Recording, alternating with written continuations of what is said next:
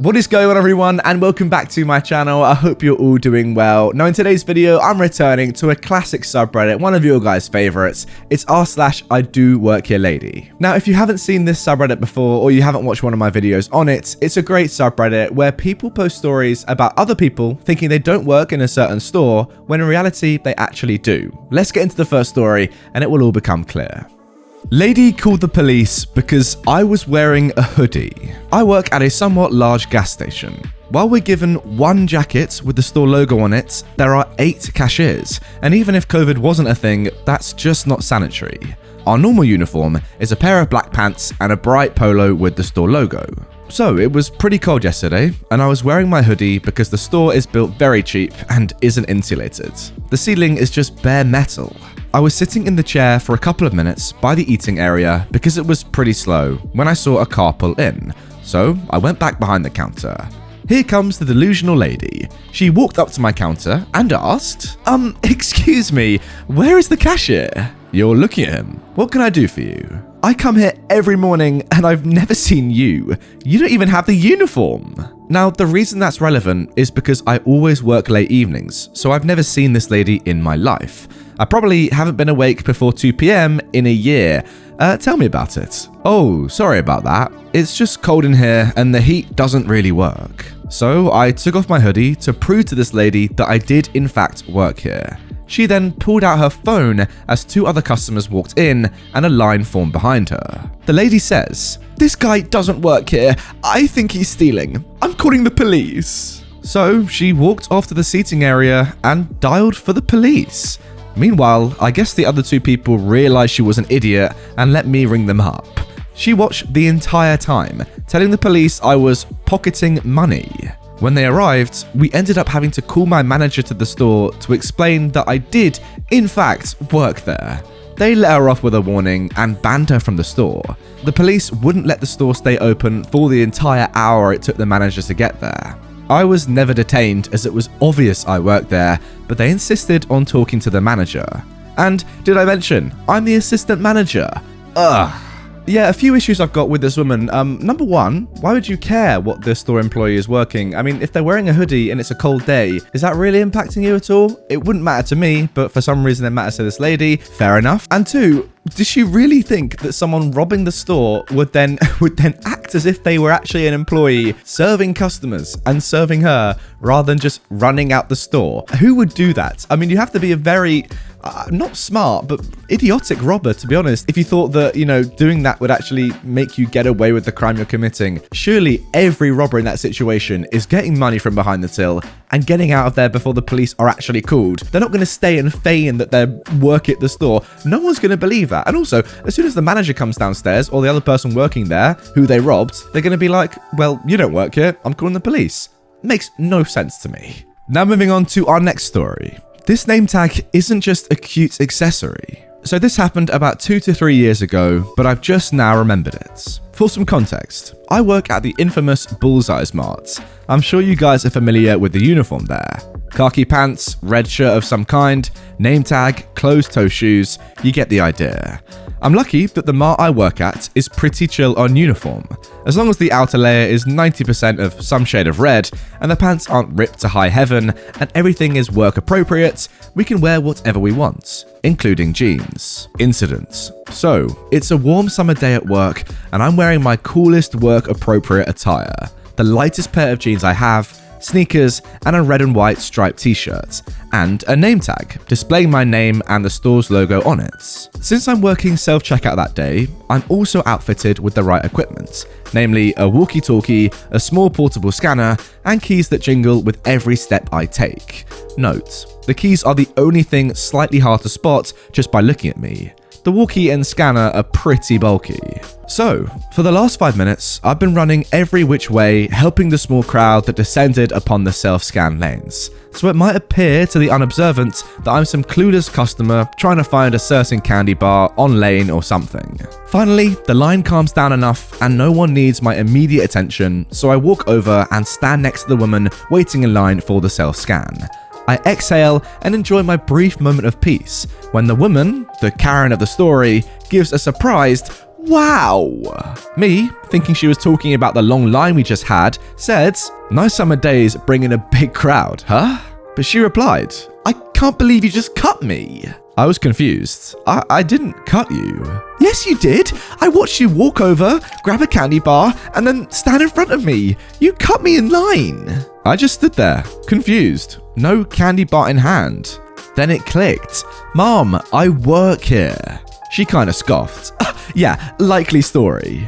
I looked down at my bulky walkie and scanner and my name tag and say, "Very likely." Karen rolled her eyes and walked away, muttering something about how rude some people can be.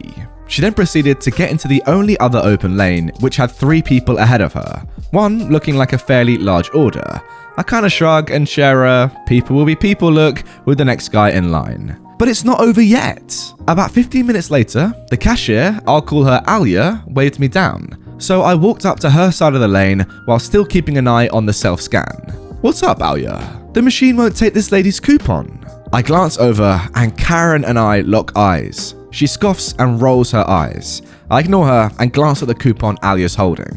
"Oh, here's the problem. The coupon's expired. Just by a day though." I hand the coupon back to Alia. "We can still honor it. Just enter the price change manually and put the coupon with the others." "I don't know how to do that." Karen groans. Then call someone over to show you how to do it and stop wasting my time."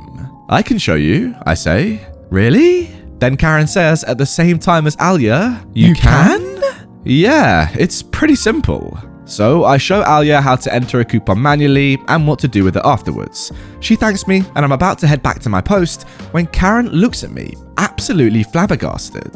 "Wait, so you do work here?" I'm still slightly confused. "I have for a couple years now. Why do you ask?" "You do work here, and that's not a Halloween costume?" I just kind of stare at the woman, and Alia later told me I looked exactly like that one meme where the math is floating around a woman's head. Then I told the Karen, why would I be wearing a Halloween costume in the middle of July?